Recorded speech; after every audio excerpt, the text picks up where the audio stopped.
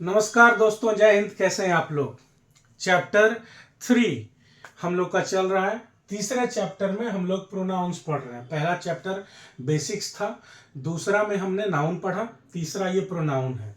अभी से पीछे जितने भी वीडियोज आए हैं, 5 पार्ट हुए हैं टोटल। उसमें प्रोनाउन का इंट्रोडक्शन डेफिनेशन के साथ, कितने तरह के प्रोनाउंस होते हैं, सारे टाइप्स का डेफिनेशन और क्या क्या उसके इंपॉर्टेंस है, क्यों आया है, वो जितने भी तरह के प्रोनाउंस हैं उनका इंट्रोडक्शन ग्रामर में क्यों किया गया, वो ग्रामर में किस लिहाज से बेनिफिशियल है, फ्रूटफुल है, हमारे लैंग्वेज को डेवलप करने में, ग्रामर में, इंग्लिश ग्रामर में और इंग्लिश लैंग्वेज में उनका क्या यूज होता है, ये सब कुछ अभी तक हमने पढ़ा सारे डेफिनेशंस के साथ। अब पढ़ रहे हैं उन इंपॉर्टेंट पॉइंट्स को जिनका ध्यान रखा जाना चाहिए जब भी हम इंग्लिश लैंग्वेज में सेंटेंस बना रहे होते हैं, बोल रहे होते हैं, लिख रहे होते हैं, कि प्रोनाउंस को, कौन से प्रोनाउन को कहाँ पे कैसे यूज करना चाहिए, कहाँ पे कैसे किनका यूज नहीं करना चाहिए, ताकि ग्रामेटिकली सेंटेंस करेक्ट बने। इसी क्रम में आज हम लोग पढ़ने वाले हैं रिफ्लेक्सिव प्रोनाउंस का यूज। दोस्तों, रिफ्लेक्सिव प्रोनाउंस होते क्या है, ये हम लोग पिछले वीडियोज में पढ़ चुके हैं। अभी इंट्रोडक्शन दे देता हूं बस 1 मिनट का। रिफ्लेक्सिव प्रोनाउंस उन प्रोनाउंस को कहा जाता है जिनको लाया ही इसलिए गया है ताकि कोई भी सब्जेक्ट जब अपनी बात किसी से कह रहा हो तो अपने आप को, खुद को अपने काम से जोड़ के हाईलाइट करे। क्या कहते हैं इसको हाईलाइट करना, कैसे हाईलाइट किया जाता है? एग्जाम्पल के लिए मैं बताता हूं कि अगर आप कहो कि मैंने ये सामान बाजार से लाया है, कोई भी सामान है घर में, ये पेन है, मम्मी पूछ रहे हैं कि ये पेन किसने लाया, तो आप जवाब दो मम्मी को कि ये पेन मैंने लाया, है ना। और फिर एक दूसरा जवाब मैं दूं, अगर आप ये कहते हो कि मैंने ही ये पेन लाया, दोनों में क्या अंतर है? मैंने ये पेन लाया, इसमें भी पेन आपने ही लाया। मैंने ही ये पेन लाया, इसमें भी ये पेन आप ही ने लाया। दोनों में क्या अंतर है? तो बेसिक अंतर कुछ नहीं है ज्यादा बड़ा, अर्थ एक्चुअली जो है उसका कोई ज्यादा अंतर नहीं है, भाव का अंतर है। भाव का क्या अंतर है? अगर आप कहोगे ये कलम मैंने लाया, तो इसका कहने का मतलब हुआ आप बस ये आइडेंटिफाई करवा रहे हो माता जी को कि माता जी ये कलम मैंने लाया है, जस्ट एक इंफॉर्मेशन के तौर पे। अगर आप कहते हो मैंने ही ये पेन लाया, इसका मतलब क्या हुआ कि आप इस बात को जानो कि ये जो पेन अपने घर में आया है वो मेरे बदौलत आया है, मैं नहीं होता तो ये नहीं आता। ये बात कहना हो तो इतना लंबा चौड़ा कहने के बजाय अगर कह दें I have bought this pen myself या बाय माई सेल्फ, या एक और तरीका है I myself have bought this pen, तब क्या है, वो माई सेल्फ जो हमने यूज किया सेंटेंस में, वो सिर्फ एक शब्द जो माई सेल्फ है वही इन सारी बातों को बता देता है कि माता जी मेरे दम पे ये आया है, इसके पीछे मेरा हाथ है, इसमें किसी और का सपोर्ट नहीं है। तो आप खुद को हाईलाइट करना चाह रहे हो अपने किए गए काम के प्रति? नहीं, आप किसी की मदद करते हो तो आप कहो मैंने इसका मदद किया, मैंने इसकी मदद की, तो ये एक जनरल इंफॉर्मेशन हो गया आपके द्वारा लोगों के लिए कि हाँ भाई मैंने इस व्यक्ति की मदद की।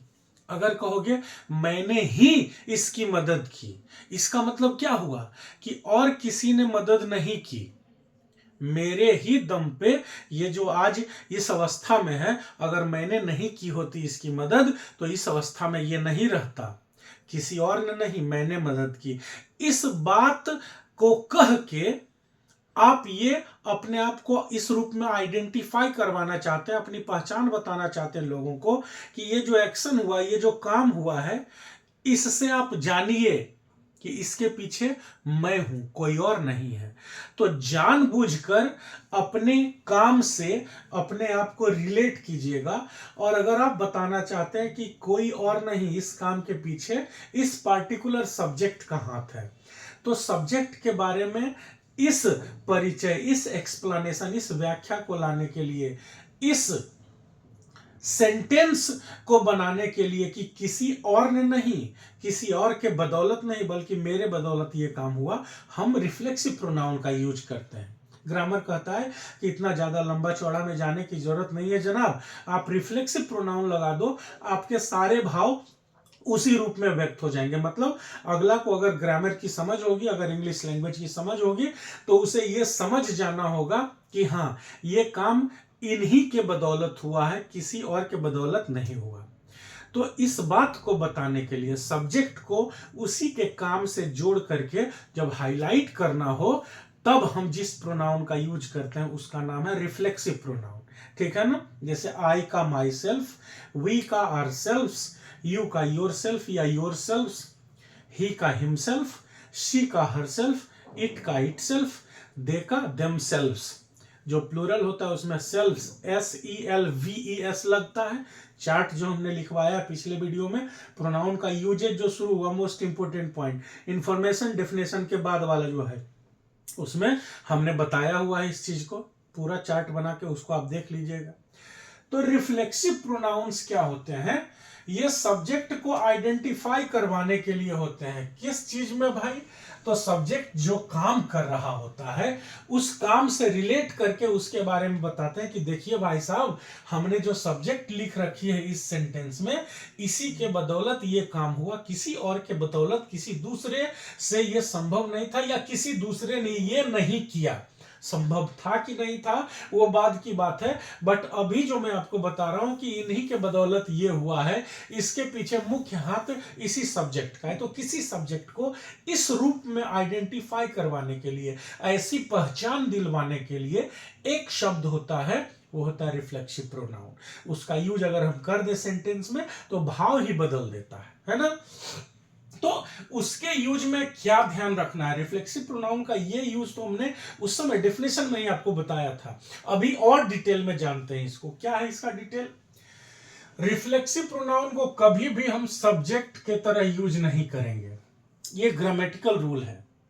अगर बहुत सारे वीडियोज आप देखोगे, बड़े बड़े लोगों को भी, बड़े बड़े माने क्वालिफाइड लोग या नामी गिरामी जो हस्तियां होते हैं, तो आम जीवन में, आम बोलचाल की भाषा में हम भले बोल देते हैं, जैसे अपना नाम बताने जाते हैं लोग, या इंटरव्यू देते हैं, या अपना इंट्रोडक्शन देते हैं, तो कह देते हैं my self Rahul Kumar.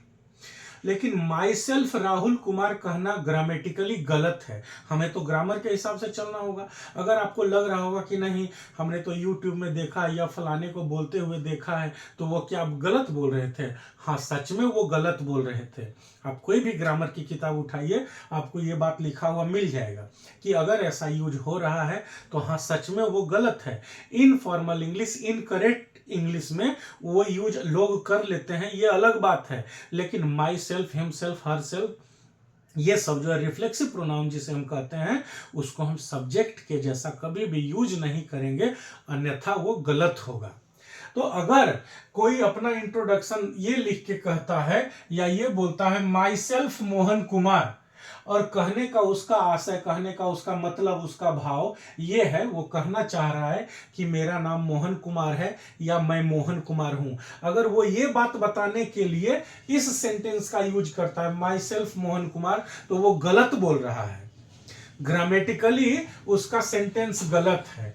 My self इस जगह पे हो ही नहीं सकता है, सब्जेक्ट का जगह रिफ्लेक्सिव प्रोनाउन के लिए बना ही नहीं है।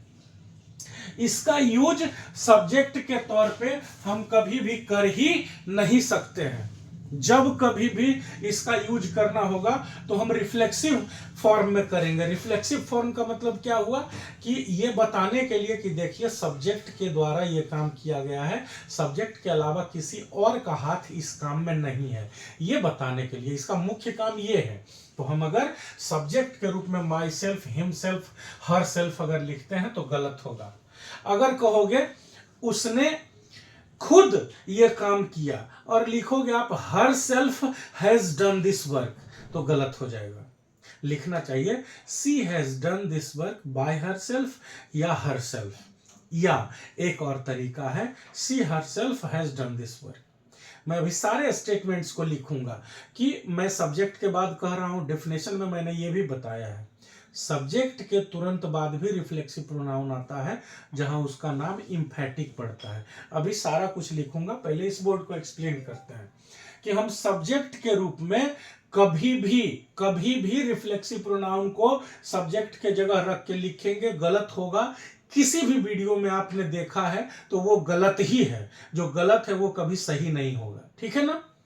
तो यहाँ पे एक्चुअली इनको क्या कहना चाहिए, माई सेल्फ मोहन कुमार के जगह इनको कहना चाहिए आई एम मोहन कुमार, या कहना चाहिए था my name is Mohan Kumar, ये सही होगा। Myself Mohan Kumar, herself Sushma Devi, या हिम सेल्फ राजू कुमार, ये गलत होगा। अब हम लोग दूसरा एग्जाम्पल देखते हैं। अगर लिखा हुआ रहेगा myself am going to meet him very soon, अगर आप कहना चाहते हो कि मैं उससे जल्द ही मिलने वाला हूं, मैं उससे जल्द ही मिलने जा रहा हूं, ये अगर आपका कहने का मतलब है, और अगर आप कहते हो myself am going to meet him very soon, ये गलत होगा।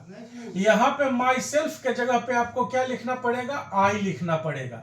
माई सेल्फ को आप सब्जेक्ट के तरह कभी भी यूज नहीं कर सकते हैं। तो यहां पे सही सेंटेंस क्या होगा, I am going to meet him very soon, मैं उससे शीघ्र ही जल्द ही मिलने वाला हूं या मिलूंगा, ठीक है। अब क्या है, सब्जेक्ट के जगह पे तो क्लियर हो गया, my self, him self, her self, it self का यूज नहीं होगा।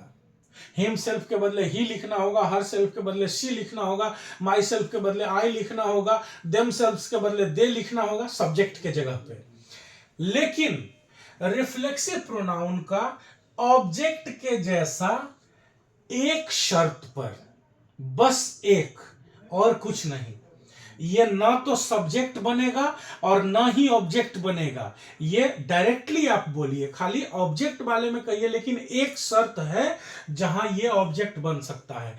एक शर्त के अलावा कहीं भी ये सब्जेक्ट भी नहीं बनेगा और ऑब्जेक्ट भी नहीं बनेगा। सब्जेक्ट तो खैर कहीं नहीं बनेगा, ऑब्जेक्ट बनने का एक ही जगह, एक ही रास्ता इसके पास है। क्या, अगर कोई भी सब्जेक्ट कोई काम कर रहा है, ठीक है, कोई भी सब्जेक्ट कोई काम कर रहा है और वो काम खुद के ऊपर वो अप्लाई कर रहा है।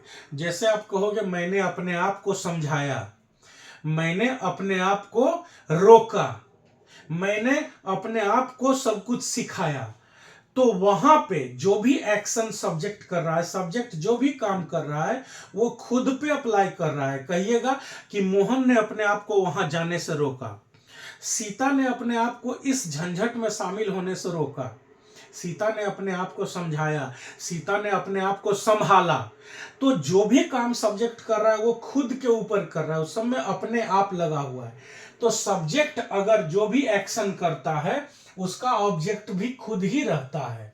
वो काम जो एक्शन होता है वो खुद सब्जेक्ट पर चल रहा होता है, सब्जेक्ट के ऊपर ही अप्लाई होता है, बस तब और कभी नहीं। सिर्फ उस वक्त हम ऑब्जेक्ट के जगह पे रिफ्लेक्सिव प्रोनाउन का यूज करेंगे। और हाँ, एक बात और ध्यान रखिए, उस वक्त रिफ्लेक्सिव प्रोनाउन ही ऑब्जेक्ट बनेगा, ऑब्जेक्टिव केस वहां पे नहीं आएगा। आमतौर पे जो ऑब्जेक्ट बनता है ही का हिम, आई का मी, सी का हर, दे का देम, ये उस वक्त नहीं आएगा।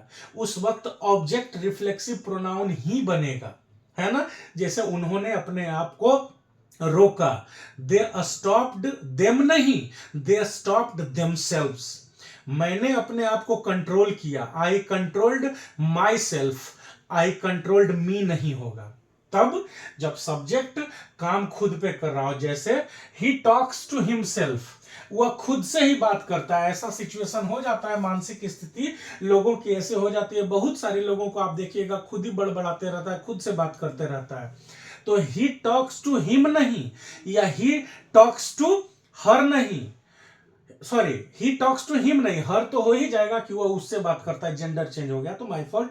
ही टॉक्स टू हिम नहीं, क्या होगा, ही टॉक्स टू हिमसेल्फ, वह खुद से बात करता है। अगर आप लिखोगे she taught herself all the tactics, सारी कलाबाजियां, सारा टैक्टिक्स उसने अपने आप को सिखाया, तो ये सिखाने वाली ये है सी, और सीखने वाले भी खुद है। तो यहाँ हर अगर लिखेंगे तो गलत हो जाएगा, यहां हमें क्या लिखना चाहिए, हर सेल्फ। क्लियर। वैसे ही I controlled myself from getting into that fight, मैंने अपने आप को उस झगड़े में शामिल होने से, उस झगड़े में इन्वॉल्व होने से रोका। मैंने अपने आप को रोका ना, तो यहां पे आई कंट्रोल्ड मी नहीं होगा, होगा आई कंट्रोल्ड माई सेल्फ। ये वो सिचुएशन है जहां पे हम ऑब्जेक्टिव केस का यूज नहीं कर पाएंगे ऑब्जेक्ट के तरह। यहां ऑब्जेक्ट बन के कौन आएगा, रिफ्लेक्सिव प्रोनाउन आएगा। क्लियर है। तो एक लाइन में समझिए, रिफ्लेक्सिव प्रोनाउन कभी भी सब्जेक्ट नहीं बन सकता है, और ऑब्जेक्ट भी बस एक ही बार बनेगा। कब, जब सब्जेक्ट जो एक्शन कर रहा है, जो काम कर रहा है, वो एक्शन खुद के ऊपर कर रहा है, और उस वक्त ध्यान रखिएगा ऑब्जेक्टिव केस का कोई चांस नहीं ऑब्जेक्ट के जगह पे आने का। यहां पे ऑब्जेक्ट रिफ्लेक्सिव प्रोनाउन ही बनेगा। ठीक है ना। आई होप ये पूरा जो लिखा हुआ है और जो अभी समझाना चाह रहा था मैं आपको समझा पाया। अब इससे रिलेटेड कुछ और एग्जांपल्स लिखते हैं नेक्स्ट स्लाइड में, और इसी का अगला यूज बताते हैं। ओके, अब इन उदाहरणों को ही ले लेते हैं हम लोग। जैसे लिखा हुआ है, Rohan has done this work by himself, लिखा हुआ है ना। रोहन मैस्कुलिन जेंडर सिंगुलर है, इसका सब्जेक्ट क्या बनेगा, इसका बनेगा ही। नहीं, जब इसके लिए प्रोनाउन लाना पड़ेगा रोहन के लिए तो क्या लिखेंगे, ही। सीता गीता रीता होगा तो उसके लिए लिखेंगे सी, अपने लिए लिखते हैं आई। ये सब तो हम लोग का क्लियर है, और नहीं क्लियर है तो बेसिक्स वाला में देखिए। और इस बात का फिर बीच में ध्यान दिलवाता हूं कि प्रोनाउन का शुरुआत वाला ही जो वीडियो है, पार्ट 1 वाला पहला वीडियो जो है, उसी में ये सारा पीडीएफ के रूप में दिया हुआ है, फ्री में डाउनलोड हो जाएगा। लिंक प्रोवाइड किया हुआ है डिस्क्रिप्शन में, जो पहला वीडियो है उसके डिस्क्रिप्शन में ये सब टोटल पूरा प्रोनाउन चैप्टर का लिंक दिया हुआ है फ्री में पीडीएफ डाउनलोड करने का। तो आप उसको भी डाउनलोड करके रेफरेंस के रूप में यूज कर सकते हैं। ठीक है ना। कुछ और मिसिंग हो या कुछ एग्जाम्पल और ज़्यादा चाहिए तो उसमें और ज़्यादा डिटेल में और ज़्यादा एग्जाम्पल के साथ लिखा हुआ है, तो उसको भी डाउनलोड करके आप अपना फायदा उठा सकते हैं उसका। ठीक है। तो यहां पे लिखा हुआ है Rohan has done this work by himself, और दूसरा Rohan himself has done this work. अब दोनों में देखिए अंतर क्या है। इसका भी मतलब यही हुआ कि रोहन अपने आप को, जो भी कहने वाला है वो रोहन को हाईलाइट कर रहा है कि देखो भाई, इस काम को करने में रोहन का ही हाथ है, रोहन के अलावा किसी का हाथ नहीं है। इस काम को रोहन ने खुद से किया है, किसी का मदद इसमें नहीं लगा है, इसमें और किसी का हाथ नहीं है। यहाँ पे है रोहन के बाद कोमा है ना, हाईलाइट करके कोमा का इन्वर्टेड, इधर सिंगल कोमा, रोहन हिमसेल्फ, फिर से कोमा है, हैज डन दिस वर्क। इसका भी मतलब वही हुआ कि रोहन ने खुद से ये काम किया, लेकिन दोनों में अंतर है। आमतौर पे क्या है, जब आप ये लिखते हैं तो इसका मतलब होता है कि लोग थे, मदद करने वाले लोग थे, लेकिन इसमें किसी का मदद लिया नहीं गया, किसी का मदद इसमें नहीं है। मैंने बाय चॉइस, खुद अपने मन से ये काम अकेले किया, खुद से कर दिखाया, देख लो। लेकिन यहां पे जब आप इंफैटिक यूज करते हैं, ध्यान रखिएगा, हमने डेफिनेशन में भी आपको क्लियरली बताया था ये, कि जब यहां पे यूज होता है तो ये रिफ्लेक्सिव कहलाता है, और वही रिफ्लेक्सिव प्रोनाउन को सब्जेक्ट के तुरंत बाद यूज करें हम, तो इसको हम इंफैटिक प्रोनाउन कहते हैं। ठीक है।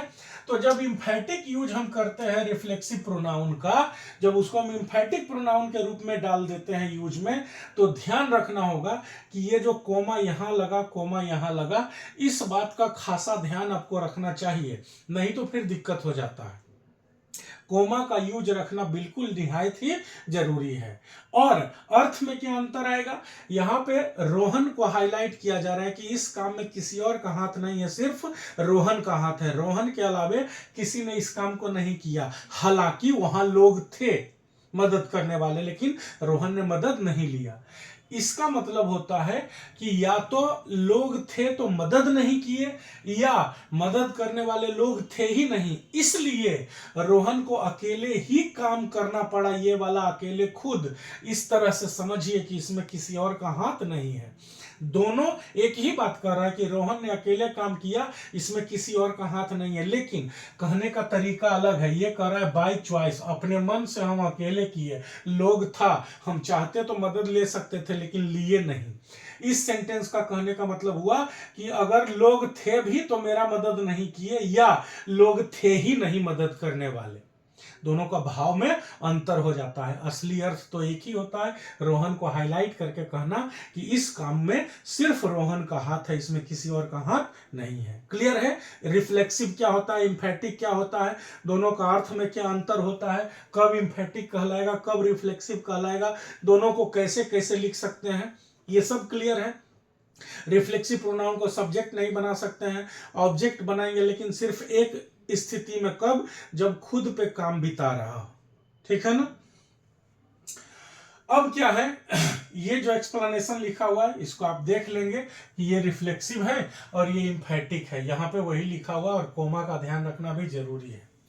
अब कहता है रूल क्या, कि कुछ ऐसे वर्ब हैं, कौन कौन से, जैसे यहां पे ये जो सेंटेंस लिखा है उसका यहां पे आप एग्जांपल देखिए, ये लिखा है कुछ ऐसे वर्ब हैं जिनके बाद अक्सर रिफ्लेक्सिव प्रोनाउन का यूज ही जरूरी समझा जाता है। इनमें से कुछ कौन है, जैसे enjoy, introduce, absent, present, avail माने उपलब्ध करवाना, एक्सर्ट माने एकदम जान लगा देना, पूरा 100% अपना डाल देना, एडजस्ट माने एडजस्ट करना अपने आप को। ये कुछ ऐसे शब्द हैं जिनसे सवाल उठता है, बार बार इनसे क्वेश्चंस देगा आपको, लेकिन इसमें ध्यान क्या रखना है, दो बात का। एक, देखना है कि इन सारे वर्ब के तुरंत बाद कोई और ऑब्जेक्ट दिया गया है कि नहीं। जैसे यहां पे लिखा हुआ है sentence, I enjoyed very much in the party। Sentence दिख रहा है आपको, I enjoyed very much in the party। इस सेंटेंस में एरर है। क्या एरर है? अब यहां पे लिखा हुआ है ना, I enjoyed, इंजॉय किया मैंने, क्या इंजॉय किया? वेरी मच को आप इंजॉय किए नहीं ना, वेरी मच तो इंजॉयमेंट को बताने के लिए यहां पे वेरी एडवर्ब मच के साथ लिखा गया है कि मैंने बहुत इंजॉय किया। क्या, किस चीज को एंजॉय किया? तो यहां पे अगर कुछ अलग चीज नहीं लिखा हुआ है तो इसका मतलब हुआ कि आप अपने आप में एंजॉय में थे, आपने एंजॉयमेंट फील किया, आप अपने आप का एंजॉयमेंट लिए। तो यहां पे लिखना होगा, I enjoyed myself very much in the party. यहां पे आई इंजॉयड के बाद माई सेल्फ लिखना जरूरी है, नहीं तो सेंटेंस गलत समझा जाएगा। क्यों? क्योंकि आपने क्या इंजॉय किया ये लिखे ही नहीं। इसका मतलब हुआ कि आप कहना चाह रहे हैं कि मैंने अपने आप को पूरा वहां पे इंजॉयमेंट दिया, हम अपने आप का इंजॉयमेंट लिए, पूरा मेरा मन लगा वहां पे, ये कहना चाहते हैं। तो आपको लिखना चाहिए आई इंजॉयड माई सेल्फ। ठीक है ना? लेकिन मान लीजिए कि आप किसी खास चीज के बारे में कह रहे हैं कि पार्टी में हमने भोजन का पूरा आनंद लिया या संगीत का पूरा आनंद लिया। ओवरऑल अपनी इंजॉयमेंट की बात नहीं कर रहे हैं, आप कह रहे हैं कि मैंने भोजन को इंजॉय किया, बहुत बढ़िया भोजन था, लजीज था, या बहुत मस्त म्यूजिक था, एकदम मजा आ गया, म्यूजिक का इंजॉय लिए। तब जो आप लिख रहे हो आई इंजॉयड माई सेल्फ, यहां पे माई सेल्फ नहीं हो के क्या होगा, आई इंजॉयड द फूड या आई इंजॉयड द म्यूजिक। तब आपने क्या एंजॉय किया वो क्लियर है ना, कह रहे हैं ना आप कि हमने क्या एंजॉय किया, तो वो यहां पे ऑब्जेक्ट आपको लिखना पड़ेगा। यहां पे माई सेल्फ लिखिएगा तो गलत हो जाएगा। तो इन सारे शब्दों के साथ, इन सारे वर्ब्स के साथ रिफ्लेक्सिव प्रोनाउन तब जरूरी होता है लगाना जब आपको कोई अलग से सब्जेक्ट सप्लाई नहीं करना हो, आप खुद की बात कर रहे हो तब।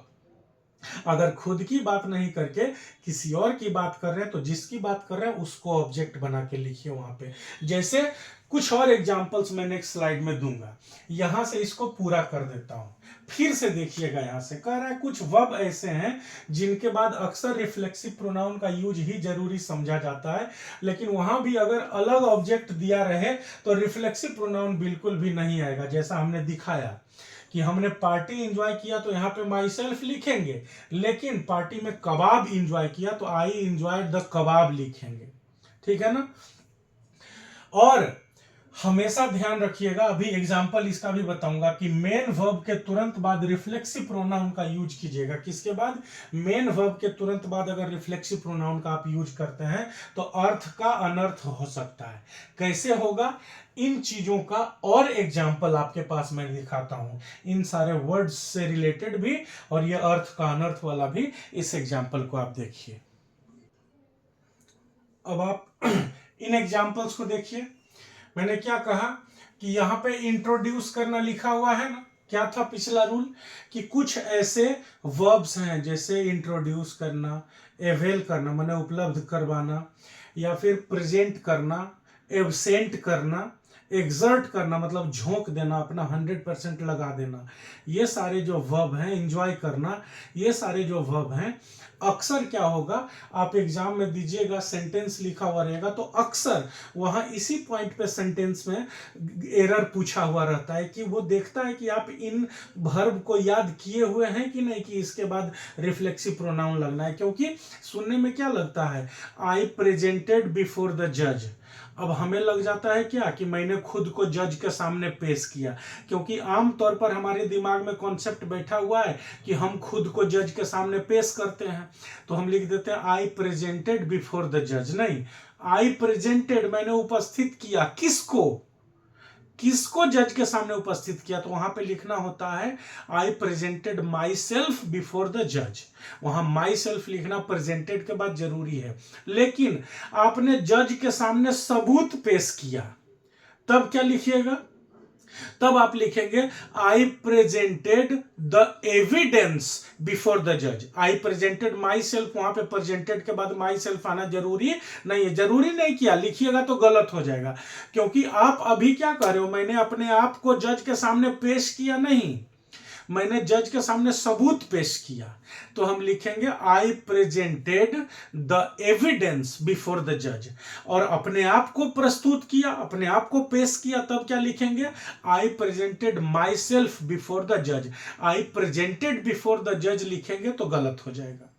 ठीक है। वैसे ही लिखा हुआ है he introduced to the boss. He introduced to the boss किसको? खुद को। आप मोहन का, अपने दोस्त का, अपनी पत्नी का, अपने भाई का इंट्रोडक्शन किसी से करवाइएगा तो यहाँ पे मोहन, अपना दोस्त, अपनी पत्नी, अपना भाई लिखिएगा हिमसेल्फ के जगह पे। लेकिन यहाँ पे इसने किसका इंट्रोडक्शन करवाया? किसी और का नाम नहीं है ना, मतलब ये अपने लिए कह रहा है। तो अपने लिए कह रहा है तो खुद को रखेगा ना वर्ब के बाद यहाँ पे ऑब्जेक्ट बना के, तो क्या होगा?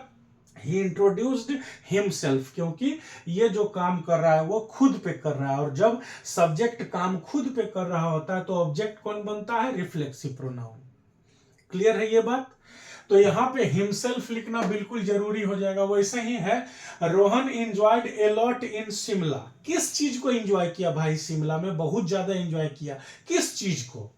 तो आप अगर मौसम का आनंद शिमला में लिए हैं तो लिखिए Rohan enjoyed the weather a lot in Shimla. Rohan ने शिमला में मौसम का भरपूर आनंद लिया। और अगर ओवरऑल एंजॉयमेंट की बात करते हैं कि अपने आप में एंजॉय लिया, तो रोहन एंजॉयड हिमसेल्फ। सिर्फ लिखिएगा Rohan enjoyed A lot in Shimla, ये गलत हो जाएगा। क्लियर है?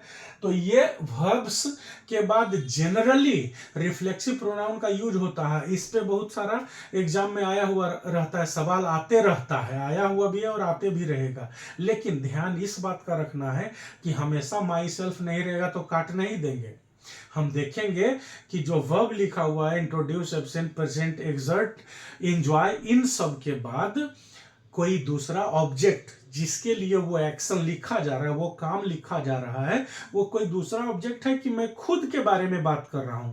अगर खुद के बारे में बात हो रही है, सब्जेक्ट के बारे में बात हो रही है, तो रिफ्लेक्सिव प्रोनाउन आएगा, अदरवाइज नहीं आएगा। क्लियर है? अब अगर लिखा हुआ रहेगा, मैंने कहा था ना उसी लाइन में, पिछला स्लाइड में जो हमने लिखा कि कुछ ऐसे वर्ब हैं जहां पे अक्सर रिफ्लेक्सिव प्रोनाउन आता है, फिर नीचे एग्जांपल भी लिखा कि वो सारे वर्ब में से कुछ कौन कौन है वो हमने बताया। उसी के नीचे लिखा हुआ था हमने कि हालांकि आप अगर मेन वर्ब के बाद रिफ्लेक्सिव प्रोनाउन का यूज करते हैं, मेन वर्ब के बाद रिफ्लेक्सिव प्रोनाउन का यूज करते हैं, मेन वर्ब के बाद रिफ्लेक्सिव प्रोनाउन का यूज करते हैं, तो संभल के कीजिए। यह अर्थ का अनर्थ भी पैदा कर सकता है। अर्थ का अनर्थ क्या होता है देखिए, ही बॉइल्ड हिमसेल्फ दीज एग्स। अब आप कहोगे, घर आए देखे अंडा उबला हुआ, कहोगे कौन उबाला जी अंडा, तो कह रहा है कि उसने खुद उबाला। अब उसने खुद उबाला कहने में जल्दबाजी में क्या कह दिया, ही बॉइल्ड हिमसेल्फ। यहां खुद से नहीं, खुद को उबाल लिया। एक तो सेंटेंस गलत है, लेकिन अगर मेन वर्ब के बाद हिमसेल्फ को रखिएगा तो इसका अर्थ क्या होगा है ना पता, ही बॉइल्ड हिमसेल्फ, उसने खुद को उबाल लिया। हम कहना क्या चाहते हैं, खुद से उबाला, हो क्या जाएगा, खुद को उबाल लिया। अर्थ का अनर्थ हुआ ना। लिखा हुआ रहेगा the hunter killed himself these animals. शिकारी ने खुद से इन जानवरों को मारा। अब खुद से कहने के चक्कर में अगर किल्ड के बाद हिमसेल्फ लिखते हैं तो हो जाएगा शिकारी ने खुद को ही मार लिया। गलत हुआ, अर्थ का अनर्थ हुआ। इसलिए यहां पे जो किल्ड लिखा हुआ, बॉइल्ड लिखा हुआ, इससे मेन वर्ब के बाद जो ऑब्जेक्ट के ऊपर ये मारने वाला क्रिया हुआ है, ये उबालने वाला क्रिया हुआ है, उस ऑब्जेक्ट को रखिए तो होगा he boiled these eggs by himself. The hunter killed these animals by himself या हिमसेल्फ। क्लियर है ना। यहाँ पे हिमसेल्फ का यूज मेन वर्ब के तुरंत बाद करने से अर्थ का अनर्थ हो जाएगा। ये ध्यान रखना पड़ेगा आपको। हर मेन वर्ब के बाद आप रिफ्लेक्सिव प्रोनाउन को ऑब्जेक्ट बना के नहीं लिख सकते हैं। ठीक है। अब इन दो एग्जांपल्स को लास्ट में ले लीजिए। हमने क्या लिखा था, और भी वर्ब है एग्जर्ट। एग्जर्ट माने होता है अपने आप को झोंक देना, एकदम 100% किसी काम के पीछे लगा देना, झोंक देना। तो अगर लिखते हैं Santosh and Chandan exerted over that task, अपने आप को झोंक दिया। तो अपने आप लिखे कहां, तो आपको एग्जर्टेड जो मेन वर्ब है उसके बाद देमसेल्व्स लिखना जरूरी है। तो पूरा सेंटेंस बनेगा Santosh and Chandan exerted themselves over that task, तब सही होगा। फिर है Jaya availed the opportunity to meet her favourite actor. माने जया ने मौका क्रिएट किया, किसके लिए, जया को क्या चीज का मौका मिला, अपने फेवरेट एक्टर से मिलने का। तो ये जो उपलब्ध करवाया जया ने, किसको उपलब्ध करवाया ये मौका, खुद को उपलब्ध करवाया, खुद ही मिलने जा रही थी। यहाँ किसी दूसरे के लिए रहता तो उसका नाम लिखा हुआ रहता, नहीं तो खुद की बात कर रही है। यहाँ हर सेल्फ लिखना भूल गई तो होगा Jaya availed herself the opportunity to meet her favourite actor. Clear है ना। आई होप कि रिफ्लेक्सिव प्रोनाउन का जितना भी तरह से यूज होता है इतना ही होता है, और मैंने अच्छे से आपको एक्सप्लेन किया, आपको समझ भी आया होगा। अगर कहीं कोई दिक्कत है किसी भी पॉइंट पे, या कहीं से किसी भी तरह का सवाल आपके मन में आ रहा है, तो आप इसको कमेंट बॉक्स में डालिए, मैं आपको वहीं पे रिप्लाई करूंगा, सही रिप्लाई करूंगा। अगर आपको वीडियोज अच्छे लगते हैं तो प्लीज़ इसको शेयर कीजिए, सब्सक्राइब करने के लिए लोगों को बोलिए, उनका भी भला होगा, सबका भला होगा। वीडियोज को लाइक ज़रूर करें, कमेंट सेक्शन में वीडियो पे कमेंट ज़रूर करें। तब तक के लिए all the best, thank you.